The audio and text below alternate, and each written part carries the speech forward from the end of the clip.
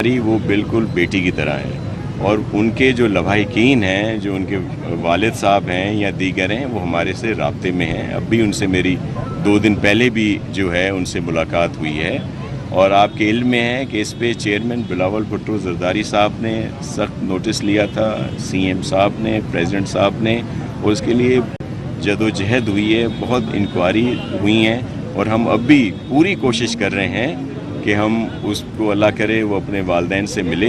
और आप मज़ीद कोई बात हो तो आप उनके जो वालिदैन हैं आप उनसे बात कर सकते हैं कि वो मुतमईन हैं या नहीं हैं। बाकी जमीलुल जमा साहब हमारे बड़े हैं, उनके लिए बड़ा एहतराम है।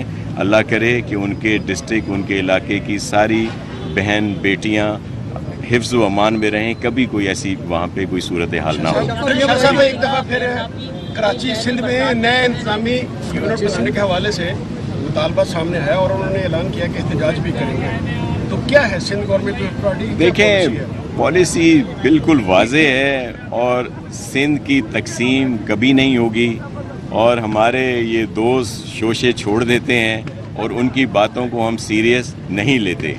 आपने देखा कि वो सिर्फ इल्ज़ामात दर इल्ज़ामात ही आते हैं। यहाँ पे काम भी हो रहा है, इश्यूज़ अपनी जगह पे ज़रूर हैं।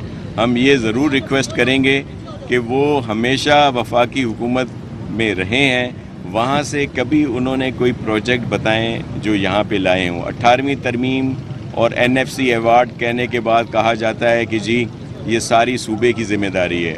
अल्हम्दुलिल्लाह हमारी ज़िम्मेदारी है और हम अपना काम कर रहे हैं, लेकिन जब वो PSDP की बुक बनती है, मैं बहुत दफ़ा कह चुका हूँ, आप सब पढ़े लिखे हैं, वहाँ पे चेक कर सकते हैं कि 13 से लेके 18 तक, 18 से लेकर 22 तक सिंध का हिस्सा और ख़ास तौर पर ये जो कराची के लिए आकर मगरमच्छ के आंसू बहाते हैं, ये ज़रूर चेक करें कि वहाँ पे कितना हिस्सा रखा गया। वैसे कहा जाता है कि कराची मुआशी तौर पर रीढ़ की हड्डी की हैसियत है, लेकिन कराची में अगर काम कराती है तो सिर्फ पाकिस्तान पीपल्स पार्टी।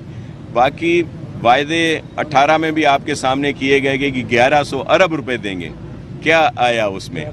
और दूसरी जगह दीगर सूबे वो हमारे हैं, वहाँ पे रहने वाले हमारे, हम सबसे पहले पाकिस्तानी हैं। लेकिन जब उस PSDP की बुक में 13 से 18 और 18 से 22 तक अरबों रुपए के प्रोजेक्ट दीगर सूबों के मिलेंगे, तो क्या उस वक्त कराची का हक नहीं था?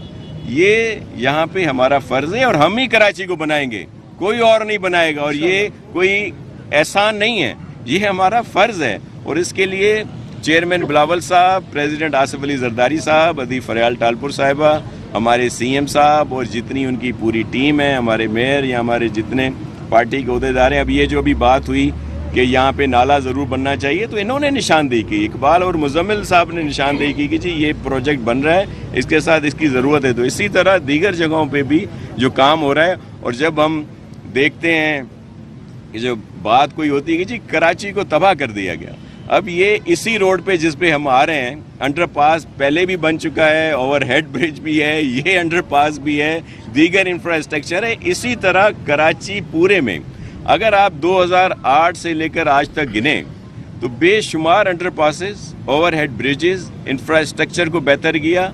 और पार्क्स जितने मेयर साहब के होते हुए कराची में बने हैं और जिनको डेवलप किया है, इससे पहले कभी नहीं हुए। ये ज़रूर हुआ था पहले कि कराची के पार्क, कराची की एम्यूनिटी के जो ग्राउंड्स थे, वहाँ शादी हाल तो ज़रूर बने थे, वो इसको तोड़ाए इस मेयर ने आके, तो ये बात कोई नहीं करता।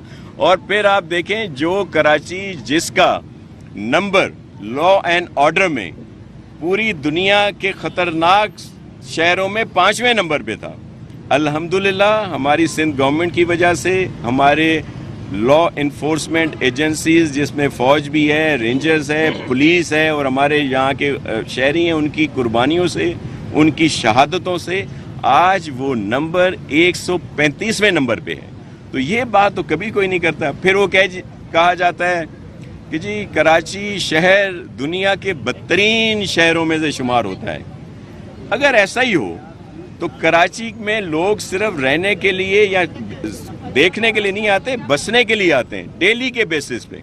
तो ये कराची में काम हो रहा है, उसका ज़ाहिर है मिनी पाकिस्तान है। हम किसी को रोक नहीं सकते आइन के मुताबिक कि कोई यहाँ पर उसमें ज़ाहिर है कच्ची आबादियाँ गैर कानूनी इश्यूज आते हैं सामने, लेकिन वो भी हम बेहतर कर रहे हैं ताकि ये हमारा फ़र्ज़ है। और आप देखेंगे कि जिस तरह बहुत सारे जो महकमे उनमें बेहतरी आई है और जो इश्यूज़ हैं बिल्कुल हैं, कई जगहों पे जो मुख्तलिफ इलाकों में शाहराहों पे इशू हैं, ड्रेनेज सेवरेज का इशू है, उसको एड्रेस किया जा रहा है।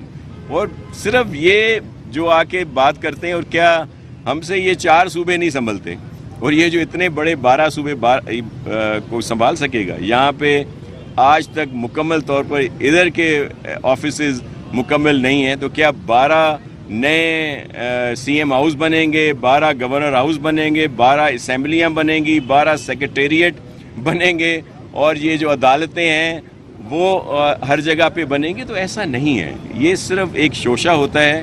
और इसलिए मैंने कहा हम अपने इन दोस्तों की बातों को सीरियस ही नहीं लेते, क्योंकि इससे होना तो कुछ भी नहीं है।